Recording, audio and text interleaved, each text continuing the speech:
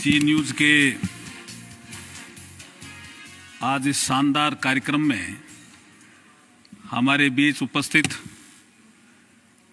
आदरणीय बीडी कल्ला साहब और भंवर सिंह जी भाटी साहब और जी न्यूज के राजस्थान हेड मनोज माथुर साहब और मैं यहाँ कह सकता हूँ कि बीकानेर के हेड रौनक व्यास, बीकानेर का हेड ही है, वो क्या है, क्यों?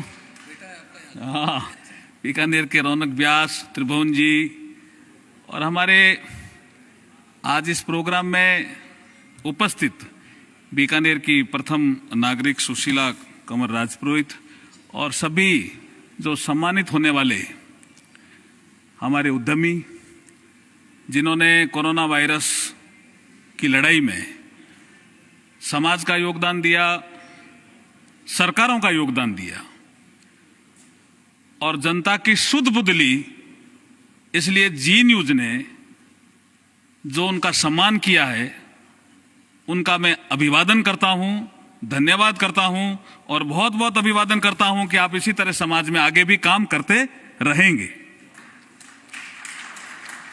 देखिए, मैं जो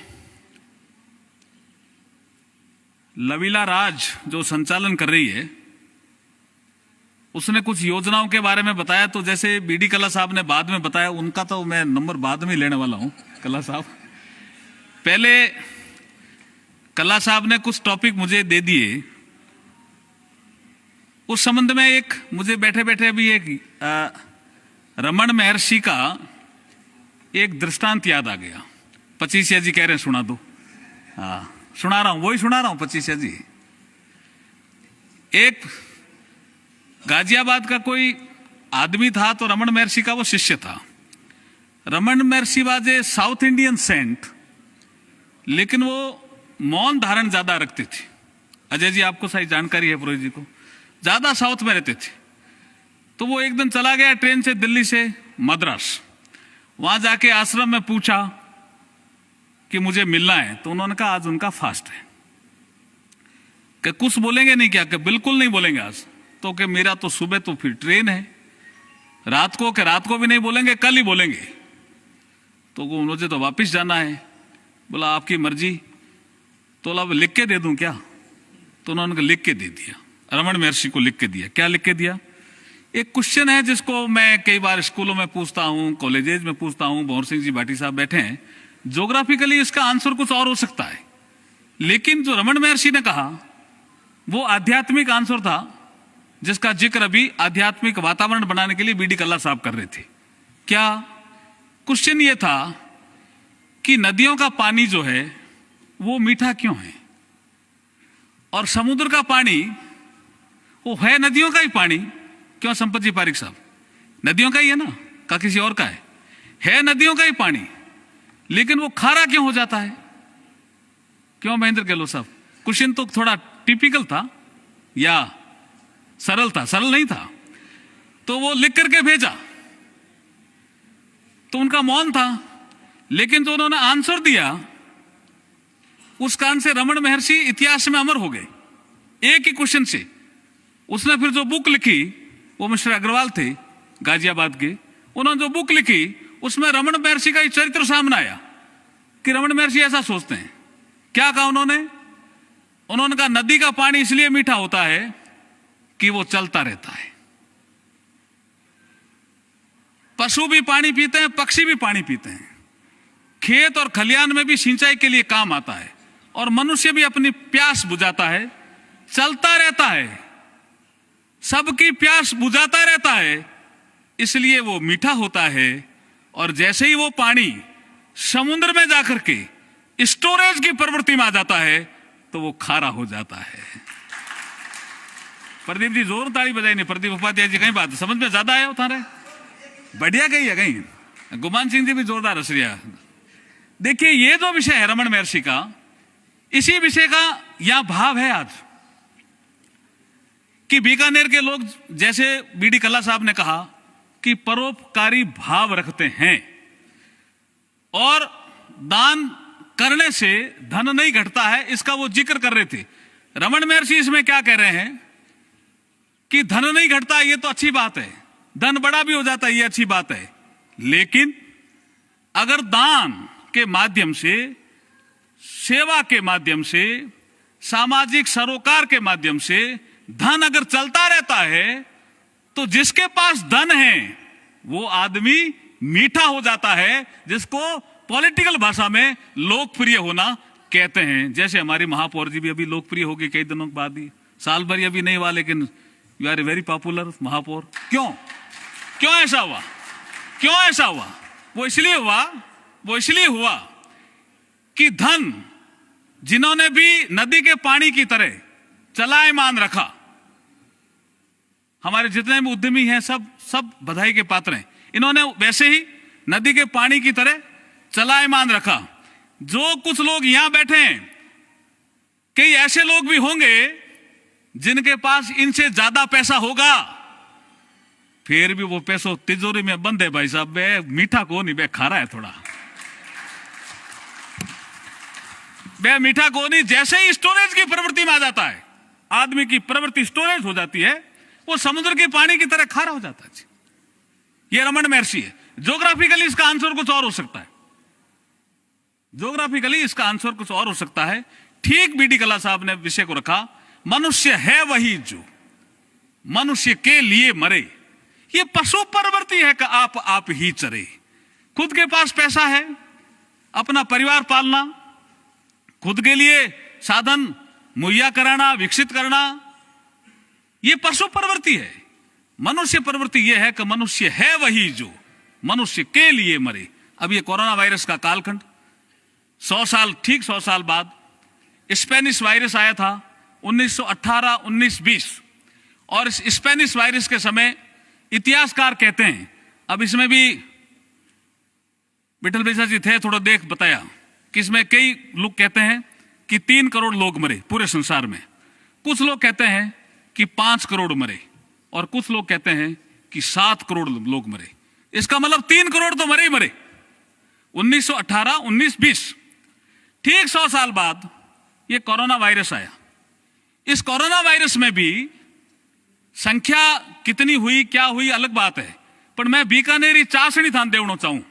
बीकानेरी एक बार मैं कहनी फोन करिए पूछो, शहर में रहे महाराज, मैं ये पूछो कहीं हाल चाल है थारा? के हाल चाल तो मारा तो ठीक है, गली रा ठीक हो नहीं, गली में कहीं हो कि गली में बाहर निकलो जन बदर ही बदर उड़ा दिखे। यहां पर हालचाल बता दिया गली रा।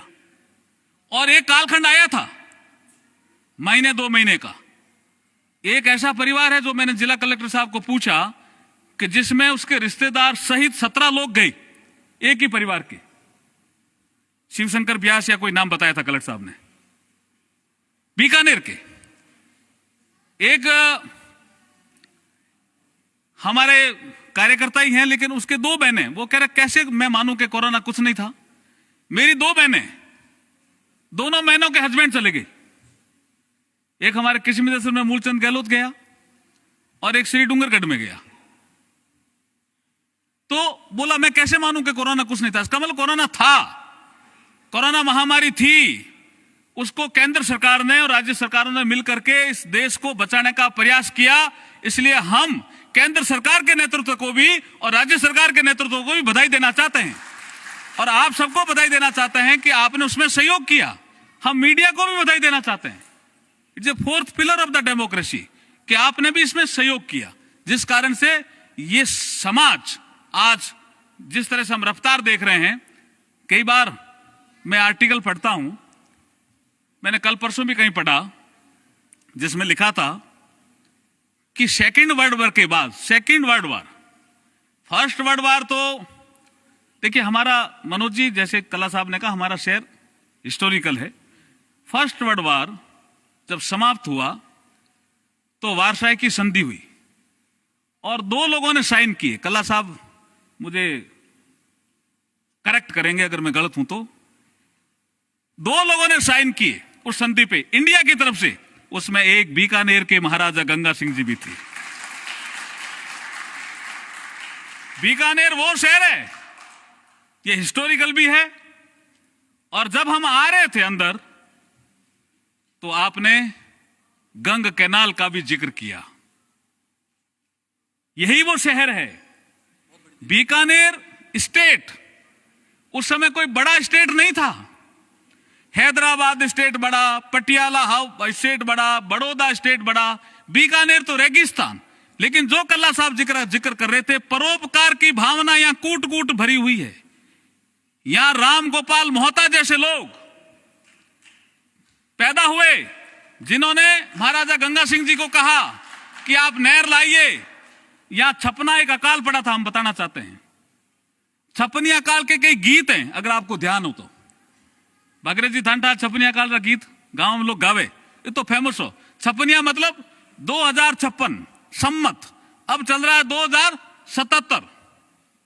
छपनिया काल के समय यहां के लोगों ने सोचा दरबार में कि यहां क्या जरूरत है, तो पता चला पानी अगर आ जाए इस क्षेत्र में तो जमीन उपजाऊ है।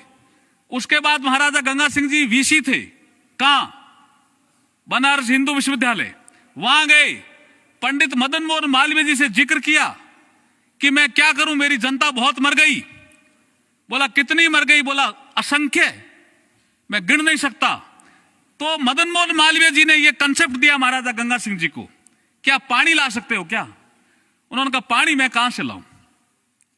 तो मालवीय जी ने कहा कि मेरे एक बार यूनिवर्सिटी में हड़ताल हो गई थी और वो हड़ताल टूट नहीं रही थी, लड़के मान नहीं रहे थे, तो आपने वायसराय का प्रयोग करके और हड़ताल टूटवा दी थी और बनारस हिंदू विश्वविद्यालय ठीक ढंग से चल पड़ा था। इसका मतलब आपका वायसराय से बहुत अच्छा संबंध है। वायसराय क्या चीज है वो थोड़ा और बता देता हूं, मैंने हिस्ट्री पढ़ी है इसलिए कह रहा हूं। ये गवर्नर जनरल जो होता था, ये एक ही आदमी दो पोस्टों के कहलाता था। जब वो प्रोविंस से डील करता था, United province, presidency, Kolkata, Bombay, Madras, ये प्रेसिडेंसी, उनसे डील करता था। मध्य प्रांत, ऐसे प्रांत, पंजाब प्रांत, बंगाल प्रांत, उनसे जब डील करता था तब तो वो गवर्नर जनरल कहलाता था। लेकिन 565 राजाओं से जब वो डील करता था तो वही आदमी वायसराय कहलाता था। ये अब समझ में आ रहा है ना, क्लियर हो रहा है ना आपको? तो बोला वायसराय से आपके इतने गहरे संबंध हैं, तो आप फिरोजपुर स्टेट, जहां रावी चलती है, रावी नदी बहुत दूर हमारे यहां से, ये गंगानगर का पार्ट उस समय बीकानेर स्टेट का ही पार्ट होता था, और फिर बीच में आ गया पंजाब स्टेट और ये बीकानेर स्टेट। क्या इन तीनों राज्यों के बीच में संधि हो सकती है? तो उन्होंने कहा संधि ये नहीं मानेंगे, तो बोला अंग्रेज कहेंगे तो मान जाएंगे। और तुम कहो महाराजा कि 56 में इतना अकाल पड़ा, इतने लोग मरे, तो महाराजा गंगा सिंह जी ने वो प्रेजेंटेशन दिया गवर्नर जनरल वायसराय के यहां।